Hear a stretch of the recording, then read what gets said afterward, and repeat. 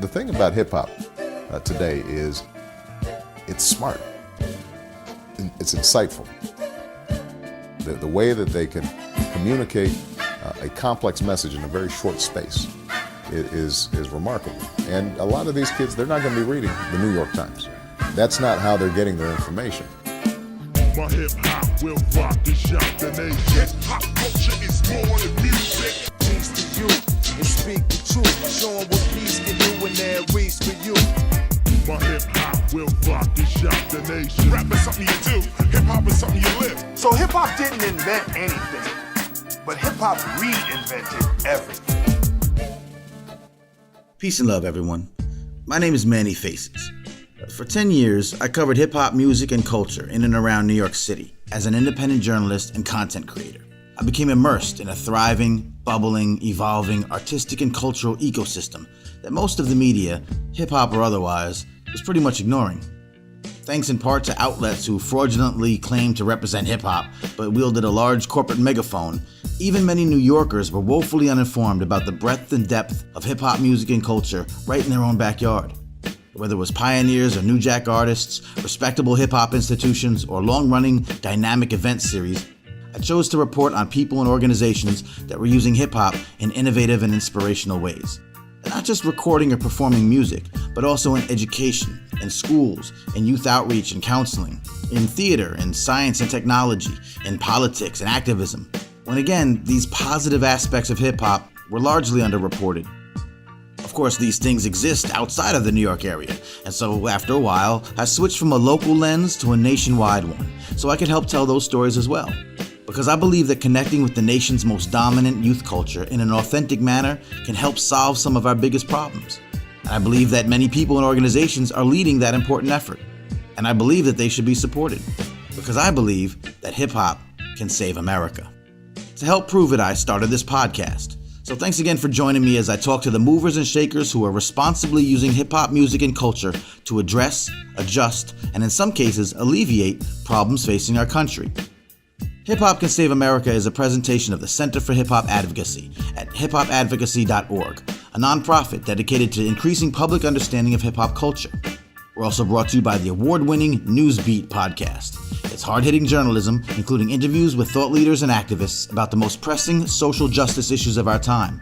And it also incorporates hip-hop, with music and original lyrical contributions every episode. Think of it as Democracy Now! And Black Thought had a podcast baby.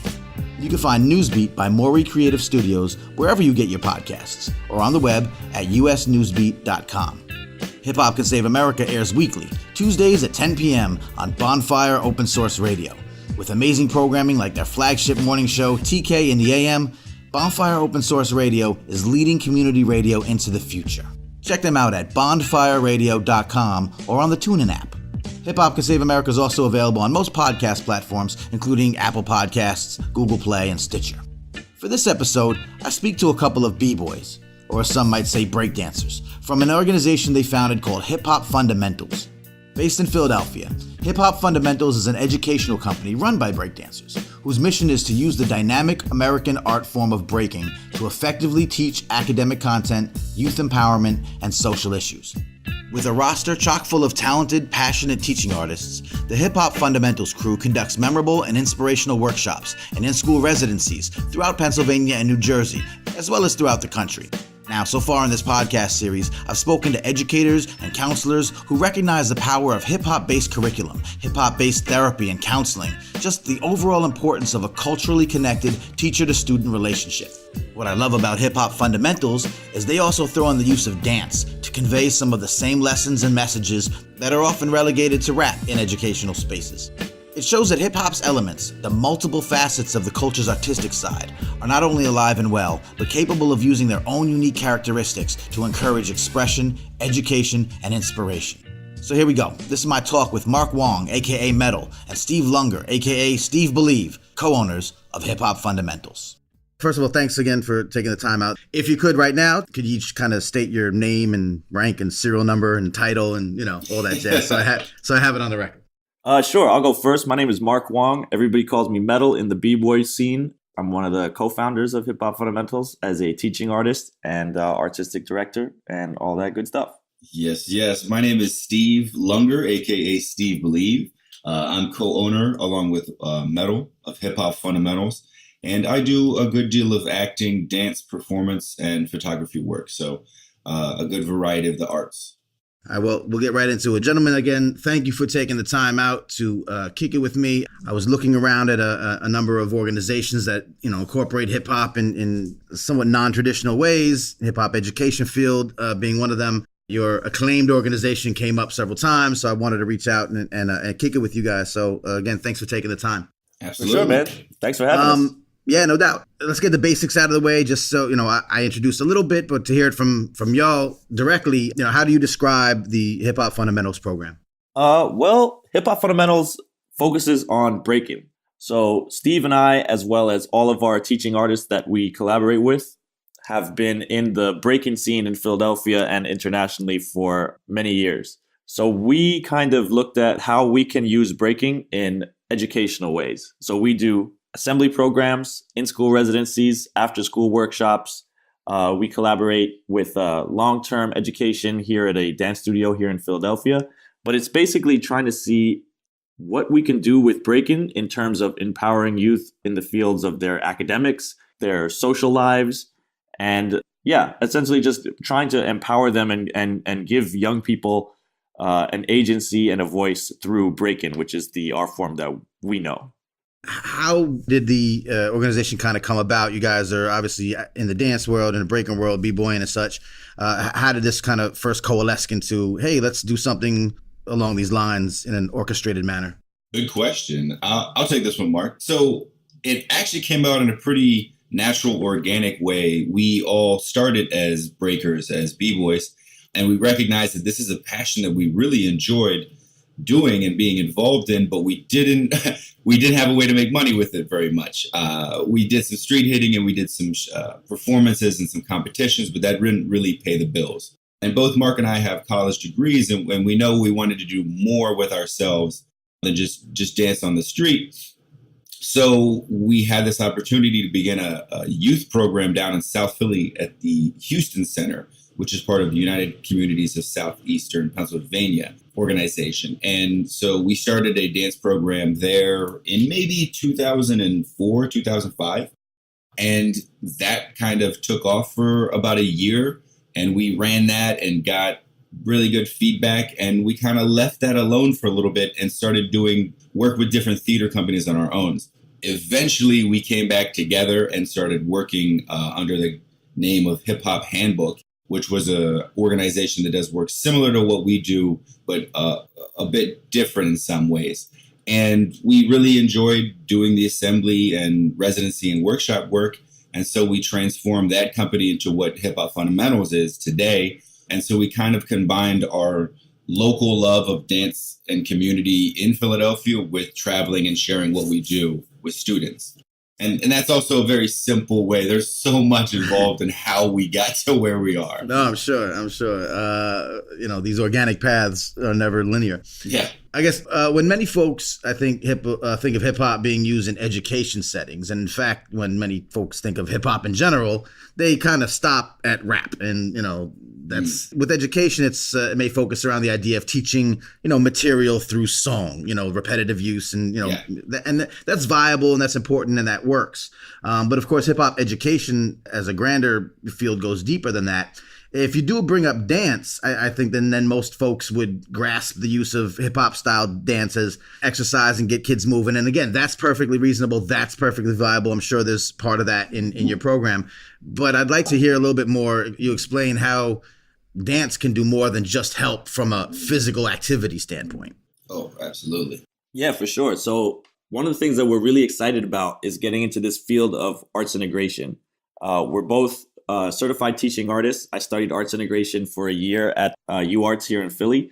And essentially, I think a lot of what we're trying to do stemmed out of the theater work that Steve and I were doing back in the day. So once we kind of saw that break-in could exist out of the cipher and it could tell stories that were different from just in the traditional break-in context of being in a competition or being in a cipher, then we started thinking about, well, what can this do possibly in the realm of education? For example, we teach we've done like different in-school residencies where we're looking at like American history through breaking. So even though we're learning hip hop dance, it's not hip hop about hip hop. It's hip hop about history. So we'll help facilitate the young people to be like, okay, let's create a dance around what do you think it felt like for the young kids in the Children's March of the Civil Rights Movement.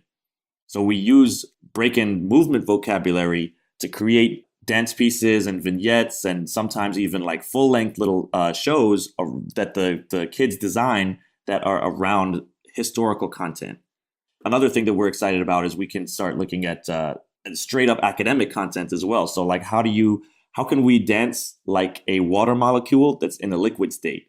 Or how could you break like a water molecule that's in a gaseous state? So you're looking at stuff like molecular properties through the way that you move. And this isn't anything new that there are other forms of dance that definitely use this type of arts integration, but we think we're one of the first to use it with breaking, because breaking's all we know, you know what I mean? So we're like, all right, let's take some of these other educational paths that have already been forged and let's use what we know in a way to teach them, you know what I mean? Right.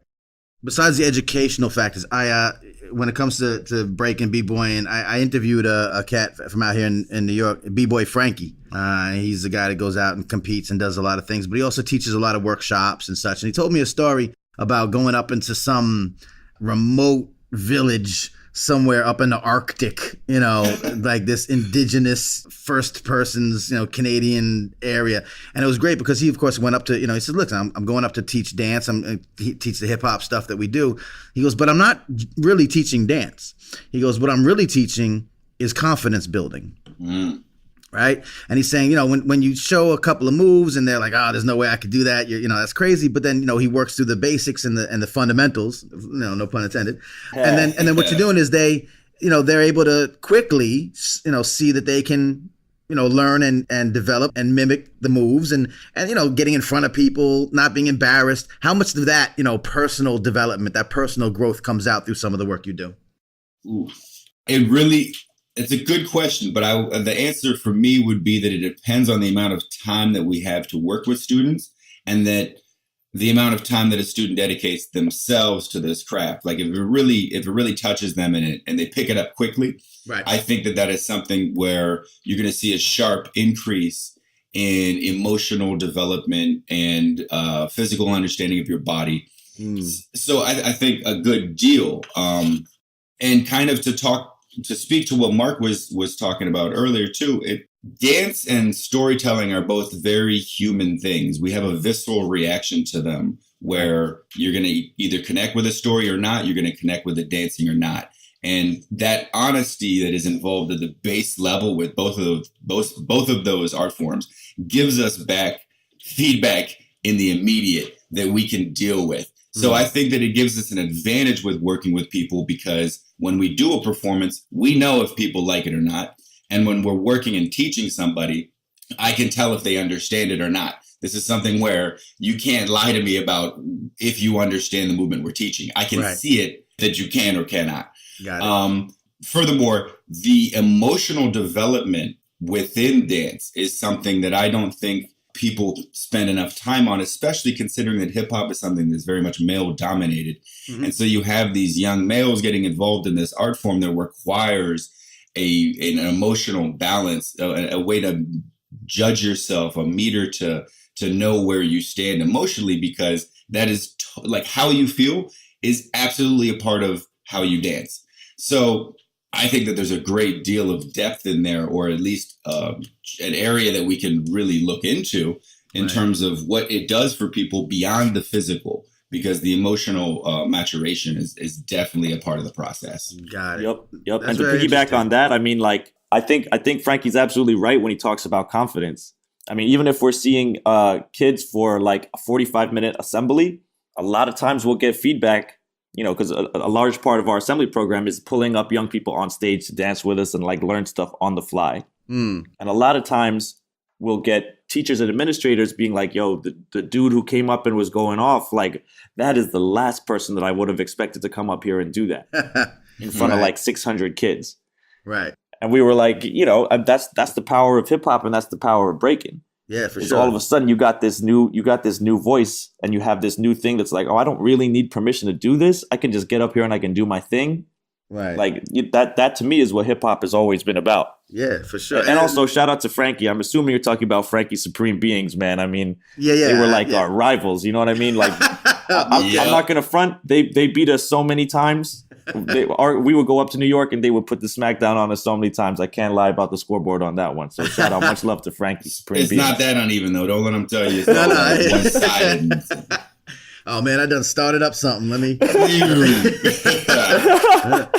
let's move on back to the classroom. No. It's all love, man. I love Frankie. I love Supreme. Yeah, no doubt. No, and what you say is kind of the gist of what I was getting. Obviously, the kids you spend 45 minutes showing and getting on stage, they may not be in the Red Bull, finals next year, but it just opens them up a little bit to say, wow, I could do something that I didn't do yesterday. I could, this isn't something I only have to do outside of school. Like I could bring this could be who I am, and I don't have to be, leave it at the door. This could help me in different ways. So I think there's a lot of, validity to all that. As you guys work with Umpty Nine now, probably schools and organizations and, youth groups and such, obviously the success stories are great. I want to ask about a couple of those, but perhaps more in the beginning of what you were trying to do. We hear a lot about, hip hop being brought into traditional spaces and they're being pushed back. Sometimes they don't fully understand. Again, they think of rap, they think of radio rap, they think of negativity, all the things. What were some of the hindrances you guys maybe ran into or heard about or had to deal with in trying to demonstrate, maybe perhaps more in the early days, but even now maybe, that this is a valid, important, and effective way of reaching young students? Well, I mean, this is how I think of it, right? Sometimes when we come in for an assembly, we're part of this amazing roster called Young Audiences of New Jersey, Eastern Pennsylvania. And we're soon to be collaborating with Young Audiences New York, and we're already collaborating with Young Audiences Northern California. So this is a large national nonprofit that helps bring arts experiences to schools. They're fantastic, right? But every now and then, you can feel that you walk into a school and they're like, well, what are you about to do? In one of two ways. It's either like, are you guys going to do like the cursing and the rap thing? Right. Or it's like, oh, y'all don't look like what we traditionally think hip hop looks like. So what exactly are you gonna do? How are you gonna bring hip hop to my school? Okay. And it's not something that's always explicitly said, but sometimes I'm wondering, do you guys treat the ballet groups that you bring in, or do you treat the Chinese acrobats that you bring in with this same kind of chip on your shoulder?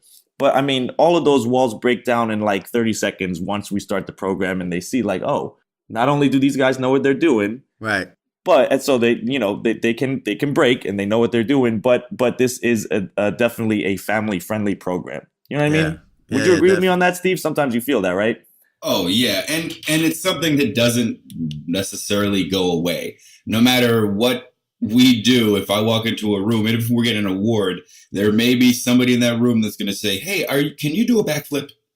Could you spin on your head? I would really like to see that." Right. So it's the equivalent of telling a comedian, "Tell me a joke." Yeah, there you go. Right, yeah. Nobody likes that. Even if you're a comedian and you want to tell a joke, I don't want to be asked to tell a joke. Right. I got you.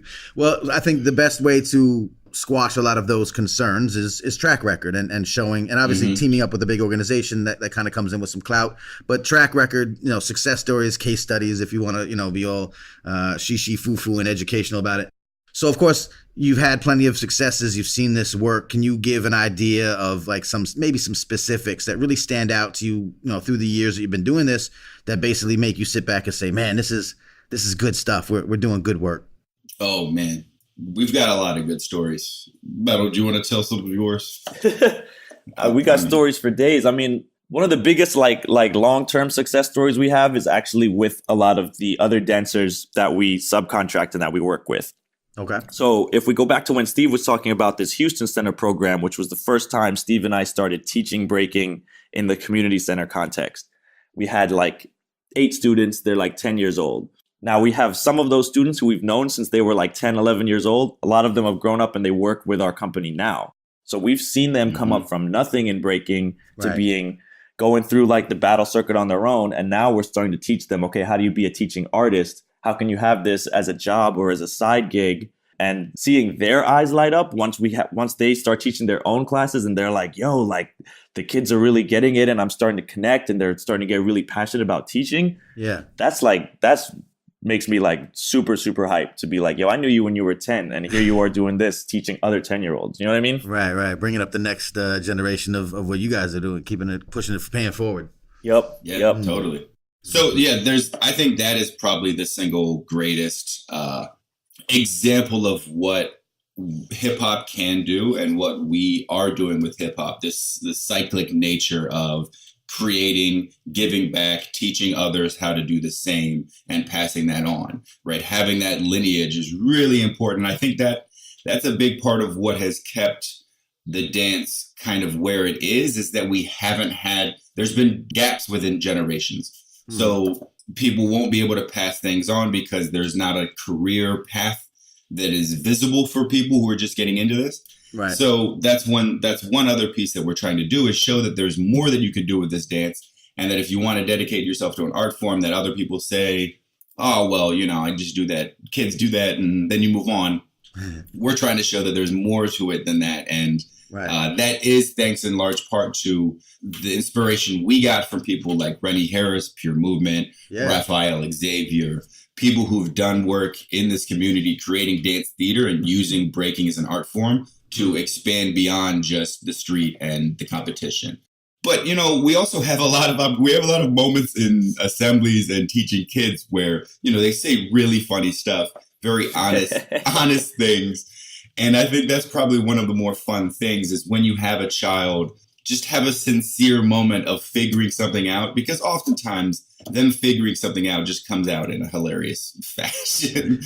I hear that. It was one of the things I like about a hip-hop based education. Obviously, as an advocate for hip-hop music and culture, and I've been covering it, pushing it in the New York area specifically, but now that I'm reaching out to organizations like y'all that are just doing this nationwide, worldwide, is not only are you being effective in translating educational topics and using your form of hip-hop art to help teach things, actual things, like you talk about the subject matter, but it's killing that other bird at the same time by making sure that young people understand that this element of hip-hop culture still exists and is still vibrant.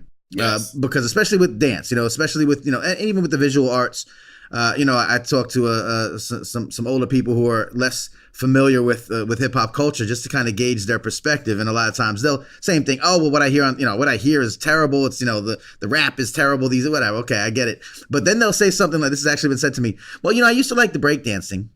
Yeah. And I'm like, well, it's, it didn't die. It's still, it's not, still there. Yeah. And I think, hip hop media does a bad job of keeping these things alive, but you guys are doing it really where it counts with young people, with the next generation, to keep that narrative alive. And that's valuable work as well. It's, it's a bonus, I think. We're trying to, definitely trying to. And like, I always tell the young people I work with, like, hip hop is in their hands now. Like I'm an old guy. Hip hop is about young people. You know what I mean? Right. So my job, I feel like, is to bring, even if it's just a little bit of the traditional break-in styles, right? Give them some of that, some of those moves that they could throw into the dance styles that they now like and that they think is popular. Then look, you're keeping the tradition alive, even in a small way. Right. You know what I mean? Right. Letting them reinvent or remix it, but give them those fundamentals. Again, the foundations are important. Exactly. Now, here's a question. Some of the perceptions about, hip hop education programs like Hip Hop Fundamentals, I think that people think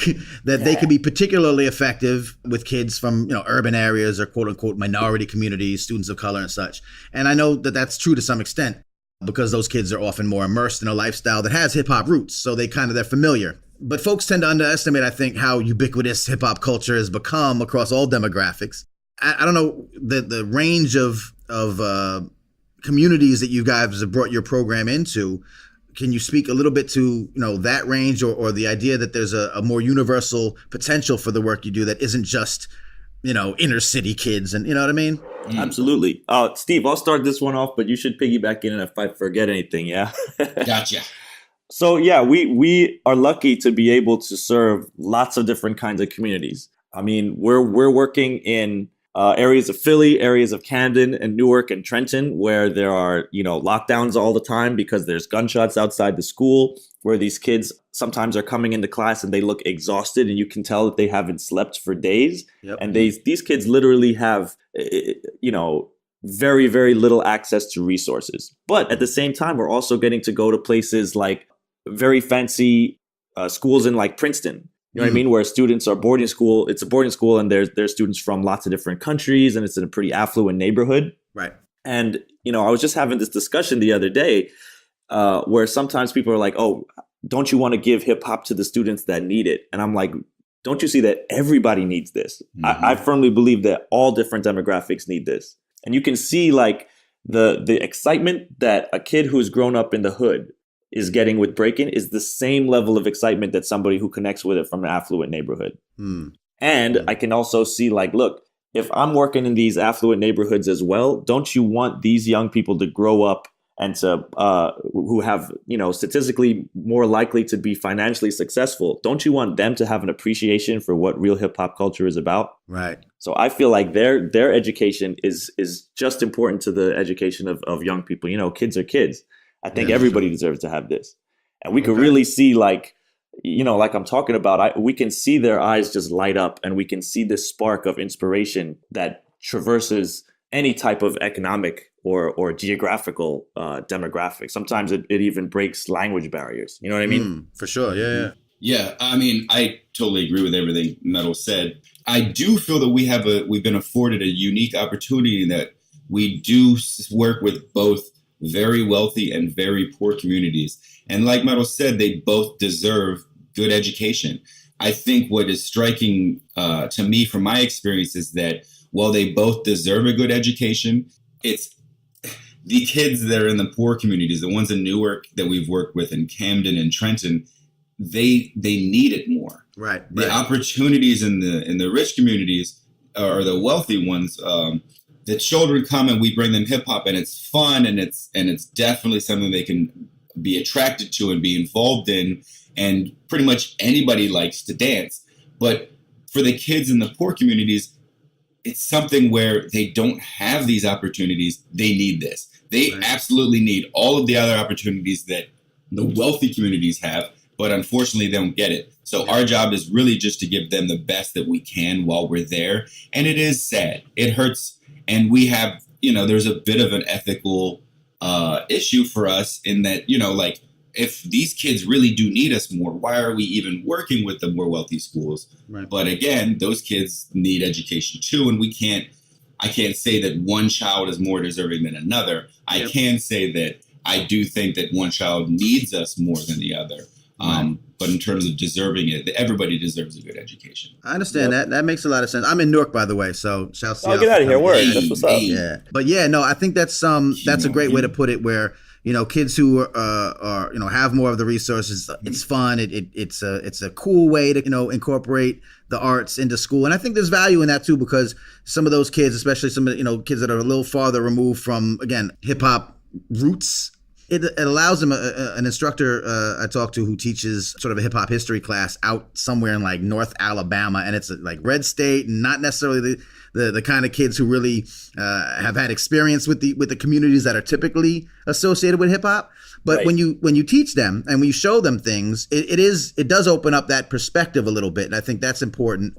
Get the perspective from the artists. They study rappers and rap lyrics, and they break it down as sort of as hip hop as journalism. So they say, yeah, these are rap songs, but these artists are growing up in these areas you're not familiar with, and they're telling you something. And you can just brush it off as entertainment, but if you listen and kind of delve into what they're talking about, they actually get a better perspective of where those communities are and what they're having to deal with.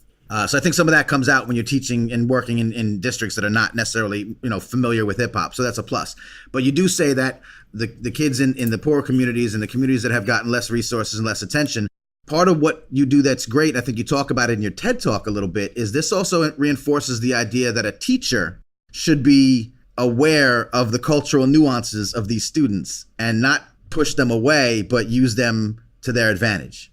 Oh, yeah, absolutely. I mean, I feel like I'm somewhat in the educational sphere as well, so I get to go to a lot of conferences and I get to do a lot of professional development for sessions for teachers. And a lot of times the big question that comes up is like, well, how do I reach my students? And I'm like, they're right there. Why don't you just ask them? Right. Sure. Yeah.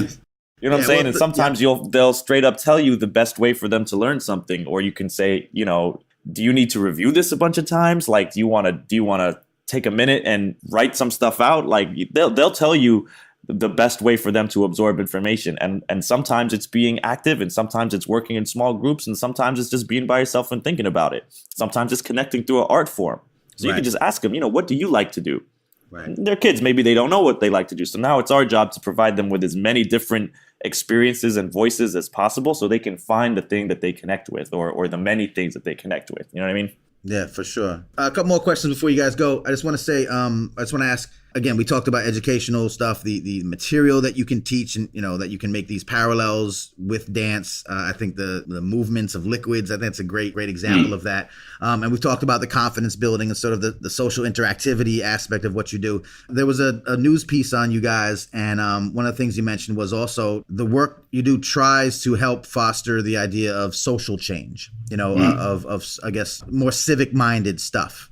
And I'm curious about any work that you might have done in that arena, or how you might see some of that develop from your work as well. We live in times where civic-mindedness needs to be uplifted, I think, and, you know, a lot of things going on, in case you haven't heard.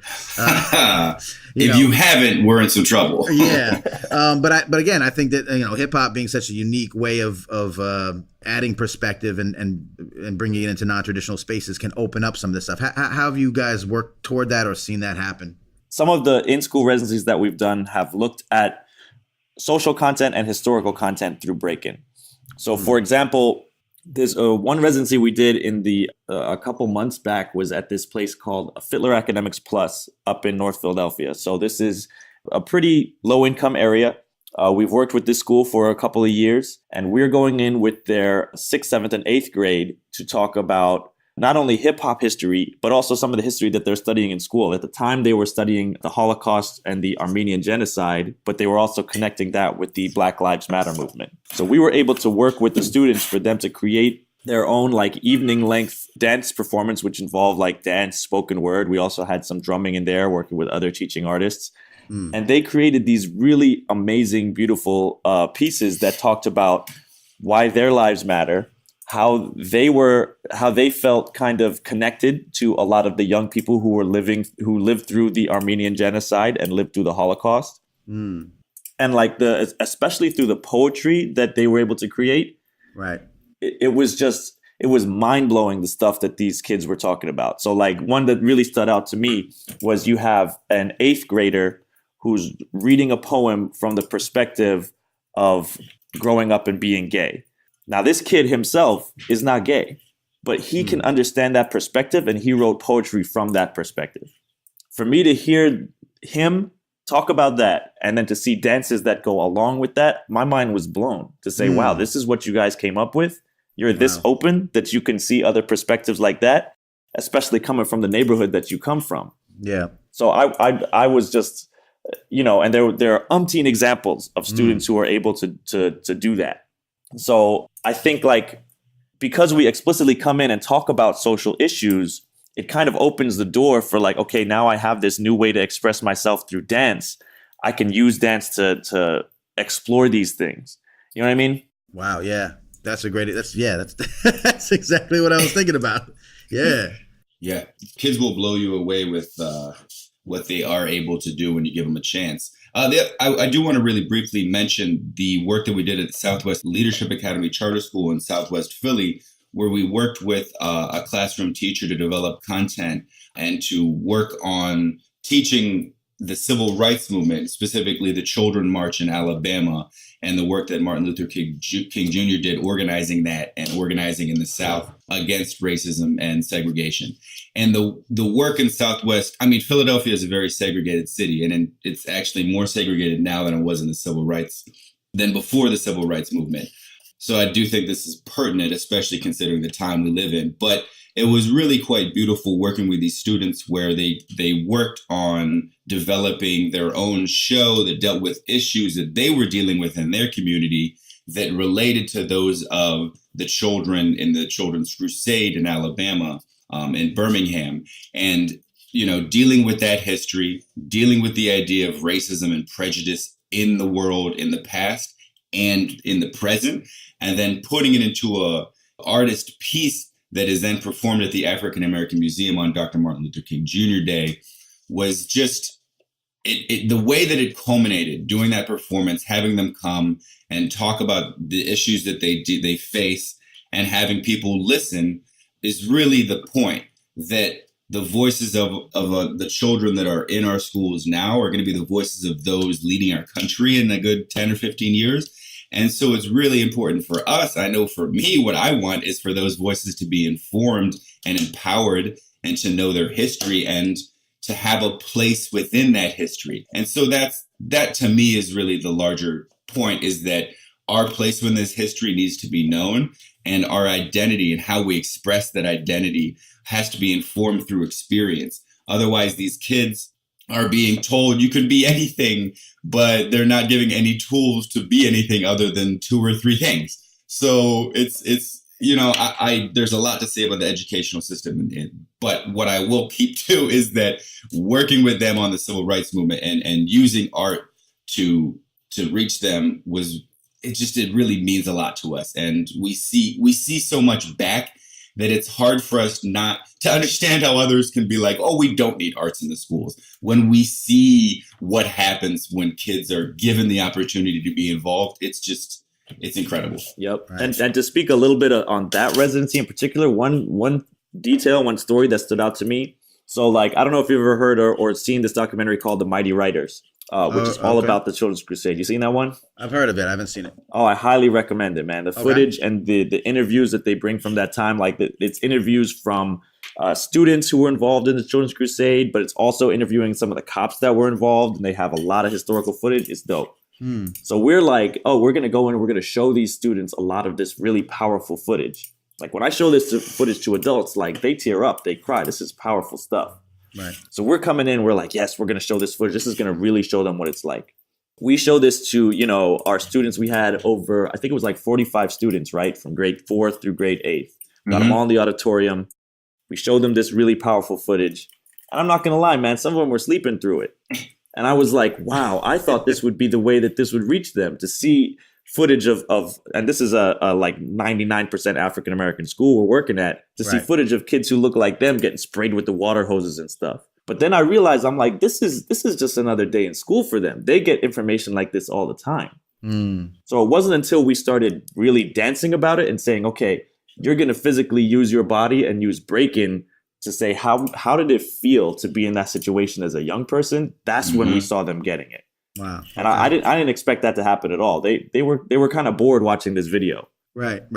So this just speaks to what Steve was saying, that like, yo, you need to bring, even if it's not breaking, even if it's not hip hop, it's got to be the arts that come and connect aesthetically and that connect emotionally with students. That's how they're going to remember stuff, and that's how they're going to find their voice. Yeah.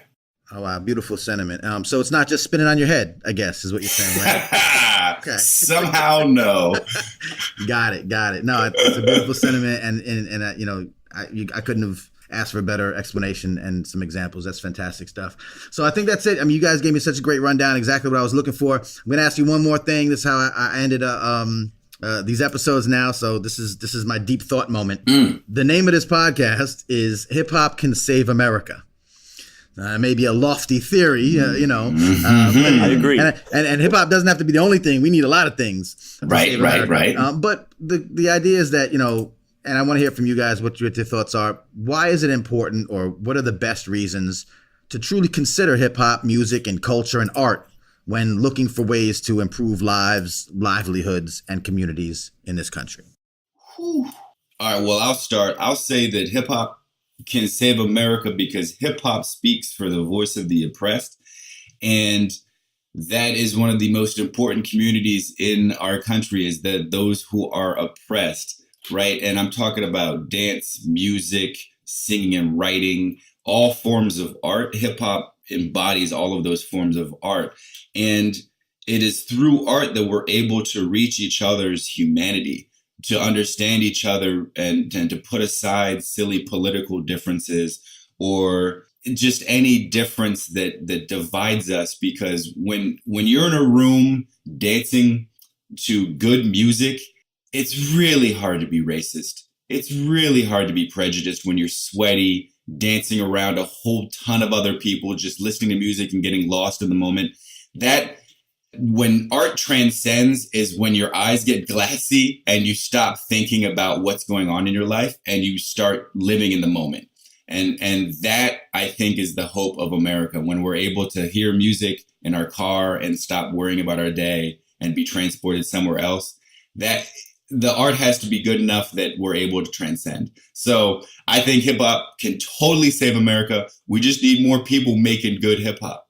Yep, exactly. There it is. I completely agree. Look, to tag on with that, I mean, like, I especially mainstream hip hop and even in the spheres of hip hop that we deal with. Look, hip hop has its own problems as well. Hip hop is not a perfect microcosm of how we think the world should be, but it does have so many positive aspects that I learned coming into hip hop. Like, I wasn't born into hip hop culture. I had to come and learn hip hop culture as an American art form. And I feel that one of the things that I've learned is that at its heart, even though hip hop has a lot of problems, at its heart, hip hop is very inclusive, like Steve was saying, where it doesn't really matter what you look like, it matters what you can do. And this type of meritocracy is something that I think a lot of other systems in America is lacking right now.